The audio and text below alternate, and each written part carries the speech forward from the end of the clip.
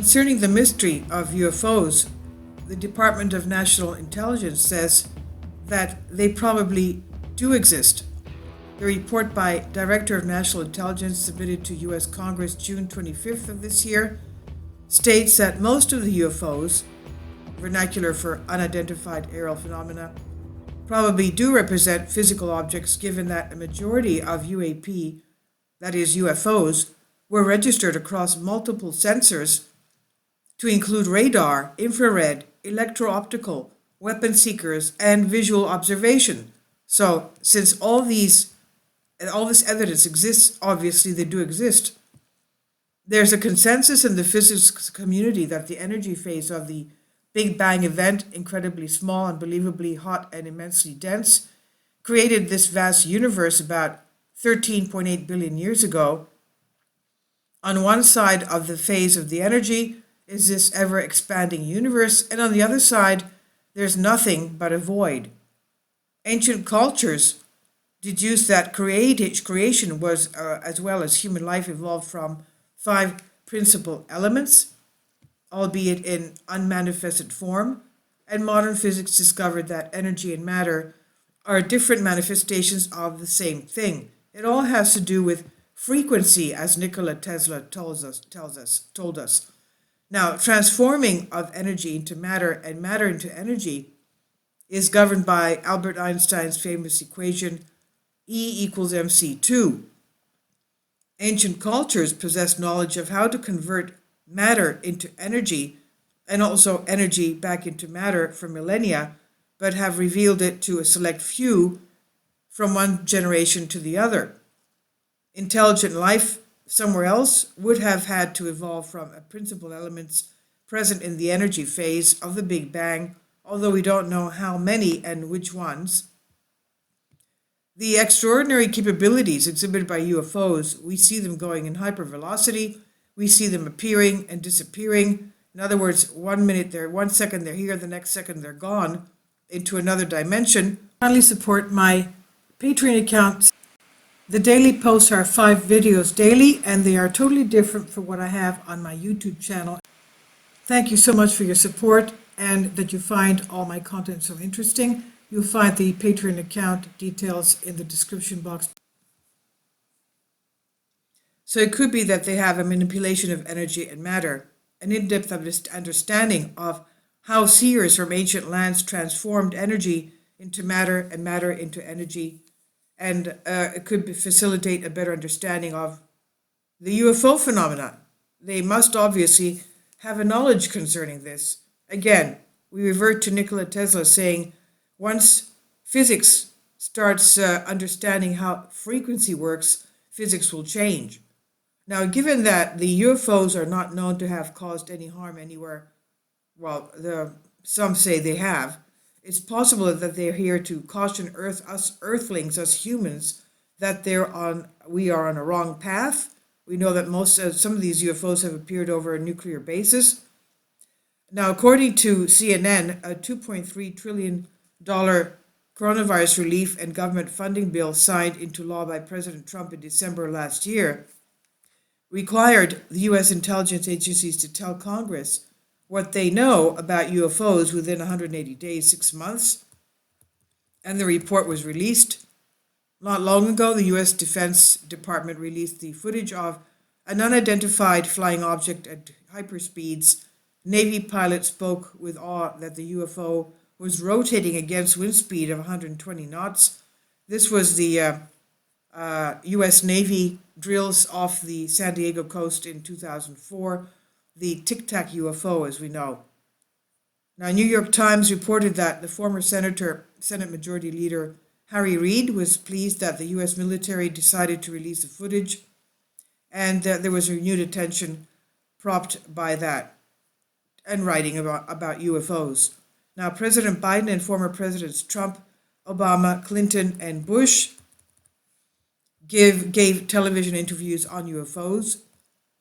And Tony Balak, attorney and former ombudsman of University of Louisiana, was kind enough to share his first-hand account of a UFO sighting in the late summer of '64 with his 3 brothers.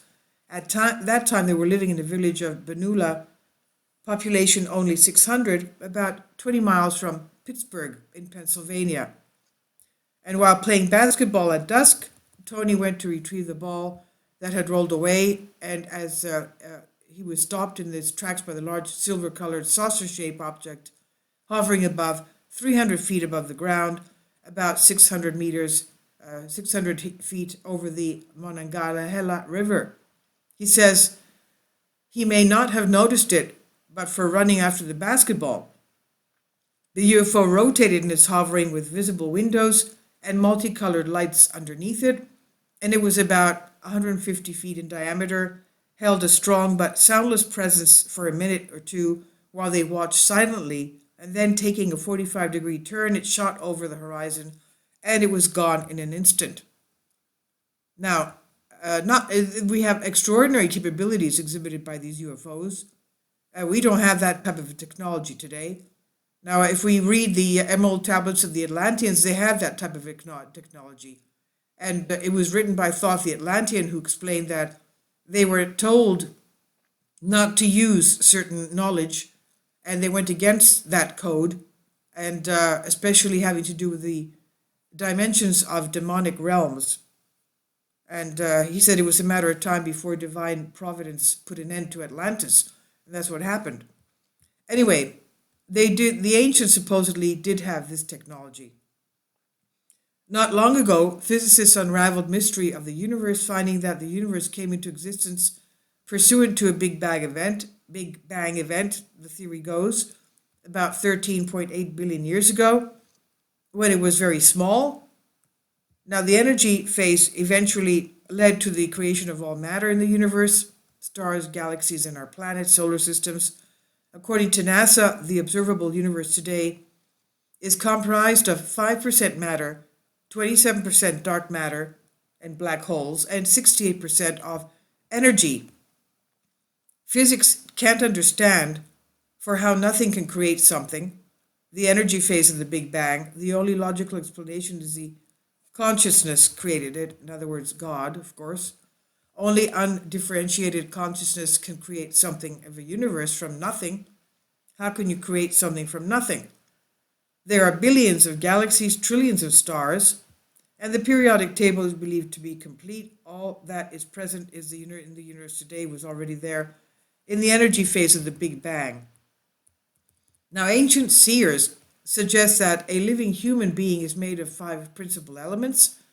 They gave the principal elements the name Panch Maha Bhut, Sanskrit for 5 principal elements being earth, water, fire, air, and space energy. And the Taittiriya Upanishad discussed the 5 principal elements. There are temples dedicated to each of these elements in South India. If intelligent life elsewhere took hold just 1,000 years before it did here on Earth, then extraterrestrials would be leaps and bounds beyond our technology of today. Now, in physics, transformation of energy into matter and matter into energy are governed by Albert Einstein's equation: energy equals mass times the speed of light squared, E equals mc2. The ancient seers have preserved that know-how of how to transform energy into matter and matter into energy for millennia. In Sanskrit, such transformations are called siddhis. What exactly are these siddhis converting when they convert energy into matter or matter into energy? It must be the 5 principal elements of the energy phase, an unmanifested form. And the transformation requires a mantra or yantra gadget together with a process which has been kept a secret for millennia. Much of the world has no understanding of this. Learning about siddhis from Indian masters should be far easier than learning the secrets of UFOs from aliens, and developing an understanding of siddhis could facilitate the unraveling of some of the mysteries and capabilities of these UFOs. Now, this is one example. His Holiness the Dalai Lama, on the 5 principal elements on May 5th, 2021, His Holiness and several Russian neuroscientists had a virtual interaction on the phenomenon of Thukdam, Thukdam. Wikipedia defines the Tibetan word thukdam as a meditative practice in which the Buddhist master is absorbed in the process of inner dissolution of the five principal elements and consciousness back into the primordial light after clinical death.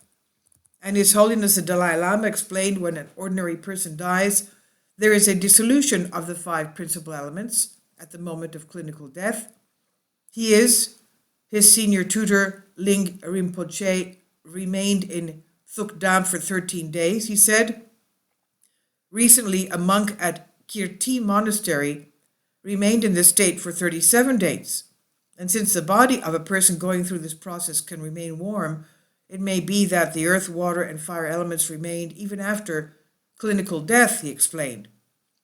Russian scientists reported that they examined 104 monks in meditation, and they observed a monk in Thukdam for 37 days at the Gyoto Monastery. A forensic physical examination, the physical body at various stages after death, the scientists said the body of the person in Thukdam was in quite different state from the body of someone undergoing the ordinary process of death as we know it. They said this was the first scientific evidence of this phenomena. And in recent days, a short video clip surfaced on YouTube appearing to show a Thai Buddhist master preparing to enter Thukdam. It's not yet been possible to authenticate the source of the video, though. And the Dalai Lama received a Nobel Prize in Peace in 1989 for advocating peaceful solutions based upon tolerance and mutual respect. Now, Yogis with multiple bodies, in his hugely popular book, Autobiography of a Yogi, Yogananda Paramahansa, from 1893 to 1952, narrates the first-hand account of his interaction with a yogi with two bodies. Now, how's that possible? Autobiography of a Yogi was reported to be the only book on Apple co-founder Steve Jobs' IP pad. So influenced was Jobs by Yogananda's book that he made arrangements to give a gift-wrapped copy of the book to everyone who was invited to his funeral service in the year 2011. And it says here, my friend Janvi Aroskar has had first-hand interaction with yogis with multiple bodies. His guru explained the phenomenon this way. The sages create their subtle bodies, no mass, at the destination where they wish to be, and they attract the five principal elements there to create one or more of themselves. And once the task is finished, do the reverse to dissolve the subtle bodies. Aroshkar obtained the B Technology in Bachelor's of Technology, Electronics and Computer Science from Indian Institute of Technology, Bombay. His company has completed several software projects for Dr. A.P. Abdul Kalam, when the latter was project director of the Indian Army, and Dr. Kalam later served as president of India. Now, concerning flying, a clip of a yogi flying around like a rocket. The video clip was shot with a first-generation cell phone camera, and it was fairly dark. It was aired as part of a newscast on Jaya TV in Chennai many years ago.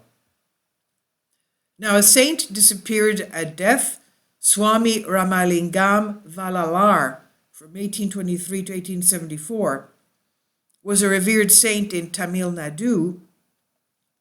On October 22nd, 1873, he gave a lecture on spiritual progress and the nature of powers that lie beyond us and move us.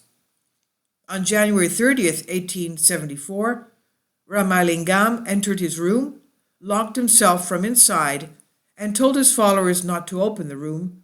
This story spurred many rumors, and the government of Madras finally forced the door open in May. The room was empty with no clues. Records of disappearance were published in the South Arcot District's Madras District Gazetteers in 1906, and this is a dramatic example of mass-to-energy transformation. Now, why are these UFOs here? What do they want here? The home of extraterrestrials might be light years from us, and so the question arises, why do they keep coming back here? Their reported defense capabilities are years beyond anything our militaries and our technology possess. They can only guess how far advanced their offensive capabilities might be. In all of these years, UFOs have been sighted. There does not appear to be any indication of any intent to cause harm. Well, we know that they were sighted even in over Germany in the 16th and 17th century, and they were somehow fighting against each other, two factions of UFOs, and they were even crashed outside of the city areas. So what was going on there? Why are they here? So why are they here? The various siddhis mentioned occur in a siddha in the pursuit of self-realization through internal excellence. Self-realized souls caution that siddhis are a mere distraction, and the real goal should be self-realization. Is self-realization a universal phenomenon and not limited to us humans? Is it possible that the extraterrestrials are trying to convey to humanity that it is on the wrong track, and if unchecked, it's in a path to ruin? Relatedly, UFO researcher Robert Hastings gathered a group of retired Air Force personnel connected with nuclear missiles for a National Press Club conference in 2010 to discuss their experiences with UFOs, and the entire conference is available on YouTube. And in the 5-minute segment taken, Mr. Hastings appears to echo our feelings. He says, if this is the case, interactions with Indian masters and then hopefully with extraterrestrials could prove to be quite useful to humanity. And then H. Guru Manahan responded, Raya Atmana Yan kindly conveyed Guru Mana's views of UFOs. Guru Mana stated that there will be good prospects for extraterrestrial intelligent life anywhere in the universe if water molecules are present. Human knowledge is inadequate to understand aliens right now. Communicating with them requires a different level of consciousness.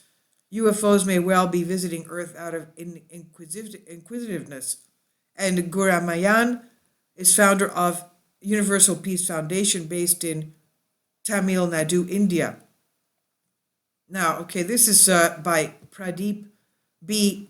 Panda, Professor Emeritus Chemical Engineering, former chair of Department of University of Louisiana, president of Six Sigma and Advanced Controls, Inc., and James P. Cowell, independent researcher based in suburban Eugene, Oregon. He's a triple board certified physician in neurology, internal medicine, and sleep disorder medicine, holding a PhD in theoretical physics.